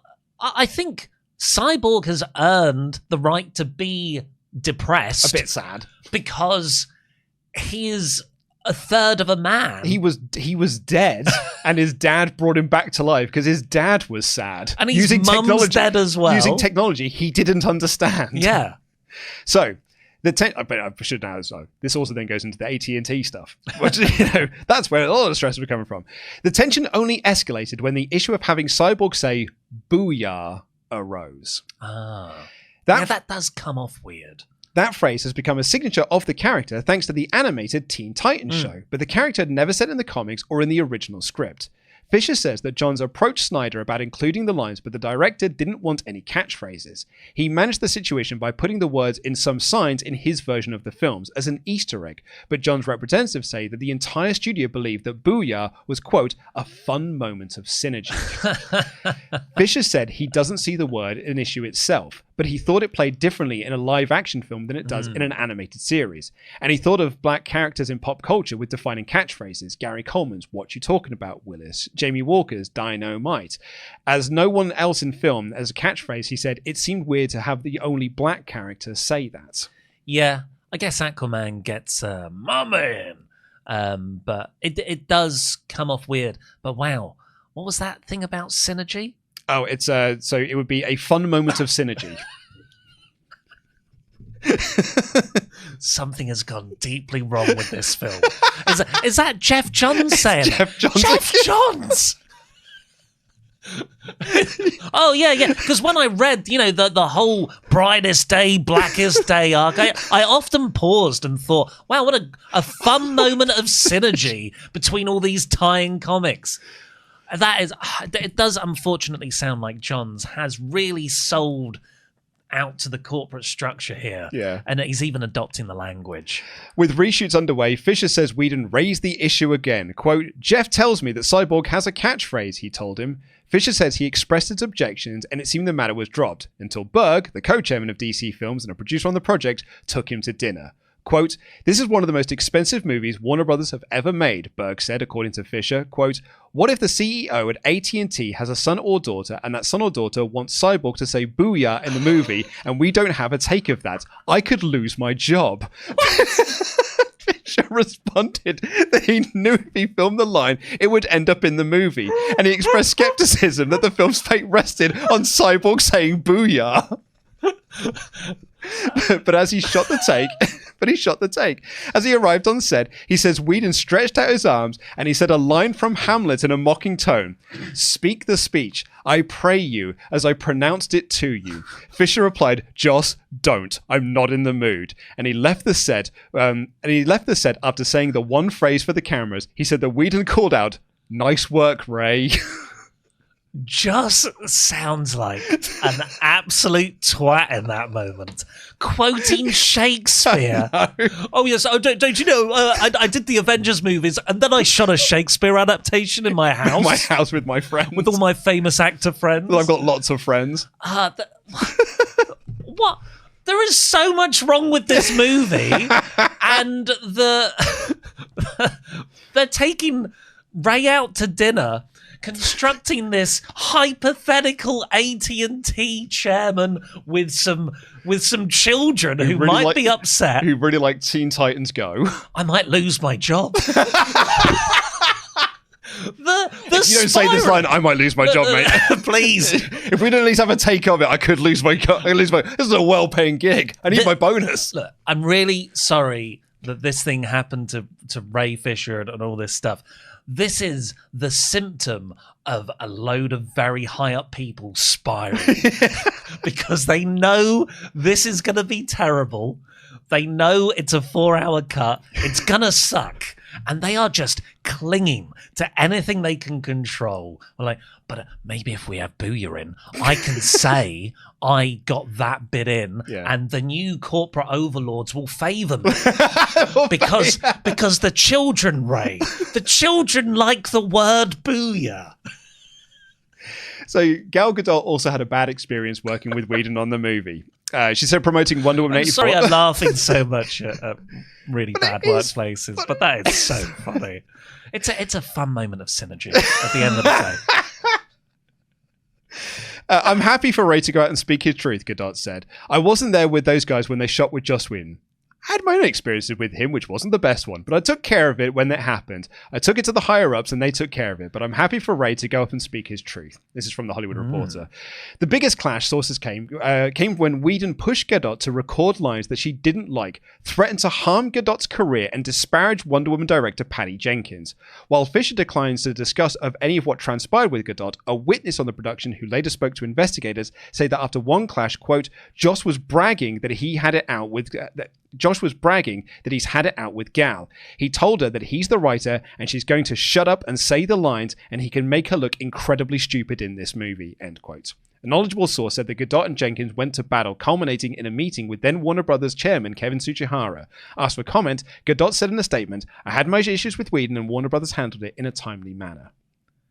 Damn, very diplomatic HR response from Gal there. God damn, I mean, Vince has got a lot of awful sexual stuff. I'm not saying that in this comparison, but Vince McMahon, when he was booking WWE, he would often book people that rubbed him the wrong way bad on TV to punish them. Yeah. And you're like, but it's your show. You're harming your own show because of this personal vendetta. Yeah. And just threatening, I could make Wonder Woman look bad in this film, despite Wonder Woman so far actually being the only positively received film in the franchise. I know. And poor Patty Jenkins, who's not even involved in this, talk bad about her as well. Yeah. Well, Making a successful movie. That is a bullying attitude, definitely. Yeah. It's funny as well, because Joss Whedon nearly directed a Wonder Woman movie, like way back in the day. Like, he wrote a Wonder Woman treatment. I was like, oh man, could you imagine if the feminist icon, king of the geeks, Joss Whedon. And then everyone read his script and was like, oh no, this is really sexist. This is a really bad Wonder Woman script. Anyway, Ben Affleck said that working on The Flash was nice because working on Justice League was not a good experience. So that's all Ben said, was it? That's what Ben Affleck said, yeah. Nice. It's like, working on The Flash was at least nice because I had a terrible time on Justice League. So it's good. We should get the other side of the coin. Joss Whedon did a lengthy 2-day interview with Vulture. 2 days. And I should recommend that people go and read it because it's a fascinating insight to him. This is actually not connected to Justice League, but I wanted to read this bit out because I think this tells you this is a wonderful insight. Whedon now has a term for the damage his childhood caused. He says he suffers from complex post-traumatic stress disorder, a condition that can lead to relationship problems, self-destructive behavior, and addictions of various kinds. I asked him if he would be willing to share his most traumatic memory with me. Quote, "I'm going to have to run to the loo," he said. Later, he would let slip that someone had advised him to pretend he needed to pee if he felt uncomfortable with a question. Yeah, it's quite controlling behaviour. And also trying to present yourself as a victim as well in this. It's quite cowardly. Rather than self-reflect and maybe admit to some bad behaviour. That year, 2017, Whedon took a job doing rewrites for the Warner Brothers film Justice League, a DC property directed by Zack Snyder. For two white men in their 50s making comic book flicks, he and Snyder could hardly have been less creatively or philosophically aligned. While Whedon's superhero epics were levied by irony and wordplay, Snyder's were brooding and self-important, with a visual style that combined the artificiality of a video game and the fascist atheist of a very wordy. Fascist aesthetic of a Leni Riefenstahl production. That's Riefenstahl. That's a World War II Nazi filmmaker, I believe. Snyder's fans were every bit as ardent as Whedon's had been, but his previous effort, Batman v Superman, had faltered at the box office and offended critics. Now those backers were concerned about how their new venture was shaping up, and early screenings did not reassure them. Quote, "They asked me to fix it, and I thought I could help," Whedon told me. He now regards the decision as one of the biggest regrets of his life. At first, the studio executives told Whedon his role would be restricted to writing and advising, but it soon became clear to Whedon that they had lost faith in Snyder's vision and wanted him to take full control. Whedon, now installed in the director's chair, oversaw nearly 40 days of reshoots, a complicated and laborious undertaking. From the start, things were tense between him and the stars. It wasn't just that he wanted to impose a whole new vision for their work, he introduced an entirely different style of management. Snyder had given the actors exceptional license with the script, encouraging them to ad-lib dialogue. Whedon expected them all to say their lines exactly as he'd written them. Quote, "That didn't go down well at all," end quote, one crew member told me. Some actors criticised his writing. By Whedon's account, Gal Gadot, who played Wonder Woman, suggested that he, the director of the highest-grossing superhero movie of all time, didn't understand how superhero movies worked. At one point, Whedon paused the shoot and, according to the crew members, announced he would never worked with a ruder group of people. The actors fell silent. In Zack Snyder's defense, while we really hate his creative vision, I think everyone who works with him talks tremendously highly of him, and he's a very collaborative guy. People love working with Zack Snyder. Yeah. I hate the films he makes, but he's obviously a good guy to have on set, and people really do put him over a lot. Gadot didn't care for Whedon's style either. Last year, she told reporters that Whedon, quote, threatened her and would make her career miserable. Whedon told me he did no such thing. "I don't threaten people. Who does that?" He concludes saying that she just misunderstood him. Who does that? Quote, "English is not her first language, and I tend to Oh no. and I tend to be annoyingly flowery in my speech," end quote. He recalled arguing over a scene she wanted to be cut. He told her jokingly that if she wanted to get rid of it, then she would have to tie him to a railroad track and do it over his dead body. Quote, "Then I was told I'd said something about her dead body being tied to a railroad track," he said. Gadot did not agree with Whedon's version of events. "I understood perfectly," she told us in an email. Around the same time, amid worldwide protestations against racism, Fisher posted a series of tweets accusing Whedon of abusing his power and charging studio executives with, quote, enabling the director. In a Forbes interview, Fisher said that he told Whedon that he used color correction to change an actor of color's complexion because he didn't like the actor's skin tone. Quote, "Man, with everything 2020's been, that was the tipping point for me," Fisher said. Whedon was stunned. He'd given the whole movie a lighter look, brightening everything in post-production, including all the faces. He said the claim that he had disliked a character's skin tone, which Forbes ultimately retracted, was false and unjust. Whedon says he cut down Cyborg's role for two reasons. The storyline, quote, logically made no sense, end quote, and he felt the acting was bad. According to a source familiar to the project, Whedon wasn't alone in feeling that way. at test screenings, viewers deemed Cyborg, quote, the worst of all the characters in the film, end quote. Despite that, Whedon insists he spent hours discussing the changes with Fisher, and their conversations were friendly and respectful. None of the claims Fisher made in the media were, quote, either true or merited discussing, end quote, Whedon told me. He could think of only one way to explain Fisher's motives. Quote, we're talking about a malevolent force. We're talking about a bad actor in both senses. And that is actually, I think, him dog whistling to the Whedon theory, or the Whedon fan base theory, that Fisher is doing this at the behest of Zack Snyder to make Whedon's version look bad so that you can do more of the release the Snyder Cut stuff. Oh my God, that is a conspiracy theory I didn't want any part of. In our conversations, Whedon was somewhat more circumspect. I don't know who started it, he told me. I just know in whose name it was done. Snyder superfans were attacking him online as a bad feminist and a bad husband. Quote, they don't give a fuck about feminism, he said. I was made a target by my ex-wife and people exploited that cynically. As he explained this theory, his voice sank into a hoarse whisper. Quote, she put out a letter saying some bad things I'd done and saying some untrue things about me. But I had done the bad things, so people knew I was gettable. When Snyder's 4-hour cut was finally unveiled, it was critically acclaimed. His fans poured through both films to analyse the differences. Some seized on the belief, first put forth by Fisher, that Whedon had intentionally erased people of colour from the film. A remarkable reversal had taken place. Bearing in mind as well, Iris West was an actor of colour. Right. Cut from the film. 15 years earlier, Snyder's work was widely seen as the epitome of problematic cinema. His breakout effort, 300, a sword and sandal epic about the Persian Wars, was, quote, so overly racist in the view of the UN delegation from Iran that it threatened to incite, quote, a clash of civilizations, end quote. Now the internet has recast Snyder as a progressive hero while branding Whedon, its progressive hero of yesterday, as a villain and a bigot. Quote, the beginning of the internet raised me up and the modern day internet pulled me down. The perfect symmetry is not lost on me. Yeah, he seems to be quite combative in a lot of this. Yes. Which I don't tend to like. Yeah. Because it does sound like there are some legitimate gripes with him, but rather than sort of admit parts and say, yeah, but here's a more nuanced view on the other bits, which I feel are more complex. Seems to be just going against people, and the part about saying, well, it's not Gal's first language, is like, oh, no, she seems pretty good at English. So Snyder, the last quote we'll have here is from Snyder to Pizza School Film Podcast in 2023. What happened with Justice League was because we had the original script was much darker and weirder, and then Batman Superman came out and the studio was like, it's not funny enough, people want funnier movies, they want funny stuff in it. So we had done the changes for the studio, and I'll be frank, Chris Terrio and I are not the funniest guys in the world. We're not like awesome joke writers. I'm just 100% honest about that. And we had Ezra, and he's pretty funny, and that's kind of his role, to be the Flash and be young and be a bit irreverent and a bit in awe of Batman and Superman. He did a great job, and that part was great, but I do think the process, and it's a classic studio Hollywood process, and in their defense, they can only react to what they react to. We did go back and and we lightened the movie overall. I would say my cut of Justice League is a sort of an in-between. I always preserved some of the intense stuff that I shot anyway. I thought that would be, in retrospect, maybe want anyhow, making sure, of course, I got what was on the page, but we had this other script. So, that quote was from Snyder. Yeah, which was like, yeah, they wanted it to be funny, but we're not really funny people, so didn't really know what to do there. I can tell you that.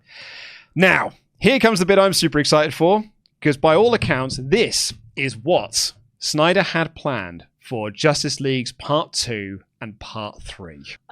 Just for podcast listeners, Luke has turned his tablet from landscape to portrait mode for this bit. That is because there's been a lot of stuff of like people writing this is what the plans were, and like people who've got access to other scripts and stuff. And someone has put together this very nice sort of like comic book style aesthetic explaining what the plot of the movie was going to be for Justice League 2. In the aftermath, the Justice League regrouped at the only headquarters they knew, the Batcave. Flash is enthusiastic while Superman remains a bit distant. At least with Batman and Aquaman, it's facing a continued skepticism of the surface world and his involvement in it by the people of Atlantis. Wonder Woman relates to Arthur, her people abandoned by this world too. It is clear that although the League is united, the world is not.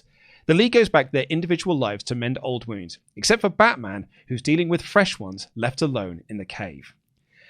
Bruce secretly meets with Lois, both of them still searching for Lex Luthor. There's tension between them since Superman has returned. The meeting ends after Lois tells Bruce that Superman needs her more than ever.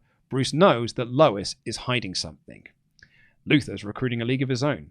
Meanwhile, deep in the Brazilian jungle, Lex locates Dr. Maru, last seen in Wonder Woman, still alive, experimenting on herself, prolonging her life and testing new chemical weapons on unfortunate human lab rats. Like an obsessed stalker, Maru has spent decades collecting information and artifacts on Diana and the Amazons. Now that Diana has become known to the world, Lex offers Maru a chance at vengeance, and the same revenge that he wants on Diana's friends, Superman and Batman. Maru accepts. Lex smiles. Let's begin then. In the Atacama Desert, with Maru's help, Lex breaks Orm and Black Manta out of desert prison, where they were imprisoned at the end of Aquaman. Outside of Central City, in the Iron Heights Penitentiary, Lex finds Len Snart, where he was left in the Flash, Captain Cold, and offers Len a chance to advance the weaponry and take down the fastest man alive. I don't think Captain Cold is in the Flash movie. No, this was obviously in the original version of the Flash. In Metropolis, Superman asks Lois when she's going to tell him. Tell you what, Clark? Superman says he can hear the second heartbeat, and she couldn't tell him. Oh. Clark is dead. The world believes that too. Superman mistakes Lois's hesitation for fear. It won't hurt you, he says. At the Louvre in Paris, Diana and Menelapoli, the Amazon who came to warn Diana about Steppenwolf, discover they were there to remember the path back to Themyscira. Diana says she must use the lasso to unlock it in her mind. It's a dangerous process, but Diana wants to help Menelapoli home, and Diana wants to see her mother again, even if she might reject her.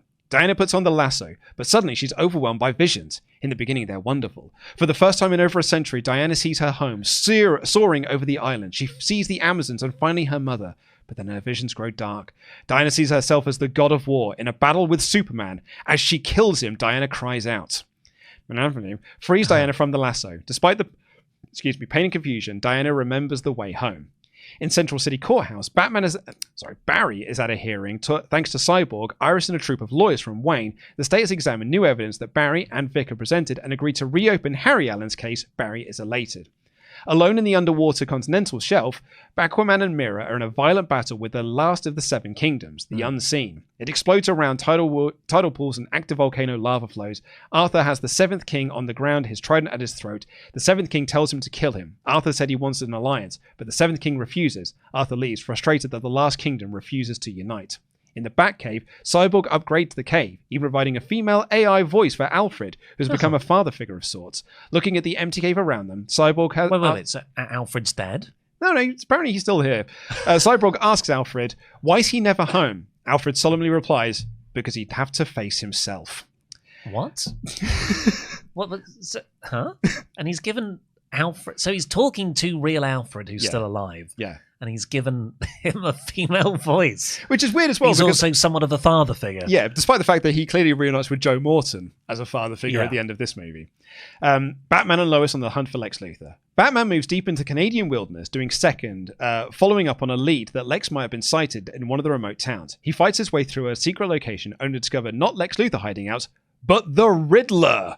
Awake for days, maybe weeks. What? Riddler has kept a long, unkept beard, his fingers dirty, his rantings written across the walls of the cabin. He looks at Batman, a man possessed. Luthor asked the question, I had to know the answer. Lois is also on Luthor. Should know as well, Zack Snyder has said that Riddler was going to be one of his central villains for his second Justice League movie. Lois is also on Luthor's trail. She located Dr. Maru's lair in the Brazilian jungle. Lois writes everything in a journal, keeping it offline and private. She grows pale as she realizes who Maru is and what Lex might be up to. He's forming a team of his own. Back in the Canadian wilderness, Batman faces off against the Riddler. He tells Bruce that how Lex came to him for information, the riddle to life itself, and the Riddler has solved it. He knows that he can do it now. And once it's unlocked, Lex will be able to make life meaningless. The Riddler raises a gun, but points it at his own head. Time to solve the last riddle. Blam! Batman shocked as the Riddler kills himself. So the Riddler's worked out the anti-life equation. Yes. That's a really cool idea, actually, because the anti-life equation is a very mystical thing. You don't understand it. You just get given it. It lives inside you, and you could use it on other people, or it overwhelms you. So the idea that the Riddler's so smart, he solved it. That's a really cool idea. I like that. Wonder Woman and arrive in Themyscira. Diana's unsure what her mother's reaction will be, but a tearful and overjoyed Hippolyta embraces her. The Queen declares there will be a celebration unlike any in Amazon history. Her daughter is home. In the oceans, Aquaman and Mera begin the final kingdom of the Seven, the unseen, into their alliance. But for the first time since Atlantis sank, it is once again united. In Central City, for the first time since he was a kid, there is no wall of glass between Barry and his father. Harry Allen has been released from prison. Exonerated, Barry is about to tell his father who he is. In Metropolis, Lois returns to Superman, tells him she will accept Clark is gone, but she has to still go on the trail for Lex. In Gotham, Batman returns from the wilderness, shaken by the Riddler's proclamation. Intercut with Lois discovering from General Swanwick that Lex has 3 mother boxes. General Swanwick. We actually will find this out when we get into the Snyder Cut. He is Martian Manhunter. Who is? Swanwick. What? I know. Yeah, I don't think it's explicitly said in Zack Snyder's Justice League, but that was the original reveal for Swanwick, is that he's Martian Manhunter. He is a shapeshifter, I guess. At the Three Rivers, helicopters survey the area. Lex is on the scene, but his team elsewhere, but in contact with him. Lex activates the boxes. His true plan, to destroy the Justice League and take their secret power called the anti-life equation for his own. It will give him power over all living matter. The anti-life equation glows as Lex turns on the boxes. Cyborg blinks, feeling a horrible emptiness as the influx of data stops for the first time since he went online. And a boob tube erupts in front of Lex. A boom tube. Sorry, what I said boob tube. Which I believe is an item of clothing. A boom tube erupts in front of Lex, surprising him. Emerging from the portal, Darkseid, the horrific, sadistic servant of his master, or Darkseid, as rather Darkseid, who emerges behind him. Darkseid takes the power of the anti-life equation for himself. Darkseid's the best. In the Batcave, Superman, Batman, and Lois regroup. They learn of Darkseid's arrival. Superman tells Batman that this is a fight amongst the gods. She's my world, he tells Bruce. Protect her. Superman flies to confront Darkseid. After Superman leaves, Bruce and Lois argue. Bruce knows that Lois is pregnant. Lois ends the argument by telling Bruce, "You're not the father." She tries to tell... What? Huh? Yeah. She tries to tell Bruce that she's discovered what Lex has been planning, but he won't listen. Oh my God. At the Three Rivers, taking in Darkseid's arrival, Lex tells Darkseid that Darkseid has the power to kill Superman. Darkseid moves forward, acknowledging Lex. He says to Lex, "I don't want him dead. I want Superman to submit." "The girl," says Lex. "She's the key to breaking his spirit." Superman erupts, and a battle with Darkseid arrives. But Darkseid booms to Lois, the Batcave collapsing around her, and Batman at his arrival. Bruce looks down at Darkseid and Lois from behind a glass wall above. Darkseid stares at Lois. Bruce is overwhelmed. What can he do? Superman flies at incredible speed to Gotham. He arrives just in time to see Darkseid unleashing his Omega Beam from his eyes, turning Lois into ash. Lois is the key. Superman cries out. His soul shatters. Grief-stricken, he moves to tear Darkseid apart, but Darkseid gazes at him, the power of the anti-life consuming through his veins. Superman stops, his mind affected by Darkseid. Bruce watches it all in horror. Superman grabs his head in pain, his eyes burning. Before Lois is able to warn everyone, Lex signals to the team to attack. Wait, Lois is dead. Well, I know, yeah. I think that's badly written. On Themyscira, Dr. Maru unleashes a chemical gas that covers the land and kills the Amazons, even Diana, who dies in her mother's arms. Maru dies herself, sick and twisted smile on her face. In Atlantis, Orm and Black Manta attack the coronation, killing Arthur, Mera barely surviving herself, a cut across her face. In Central City, Len attacks Flash with an amped-up weapons, courtesy of Luthor. Cyborg is blown apart, saving Barry, losing his lower half. Back at the Batcave, Batman watches in horror as Darkseid takes full control of Superman. Superman turns on Batman and he barely escapes. Lex believes he's won, becomes face to face with Superman. He looks at Lex with his eyes burning red and lights him on fire. As Lex screams, the world goes red and, cut to, 5 years later. Sand dunes, smouldering solar pits, Gotham spires rising from the desert. Once this was Gotham, now it's just like the rest of the Earth. It belongs to Darkseid. Coming over the dunes, post-apocalyptic Batman, as seen in Batman v Superman, with a ragtag army of rebels. The surviving members of the Justice League walk over the rise of the dune to see the dilapidated Wayne Manor. Batman leads them there. Flash drags what's left of Cyborg behind him. Bruce looks up to the sky. We need to get in before night starts. He's coming. End of part 1.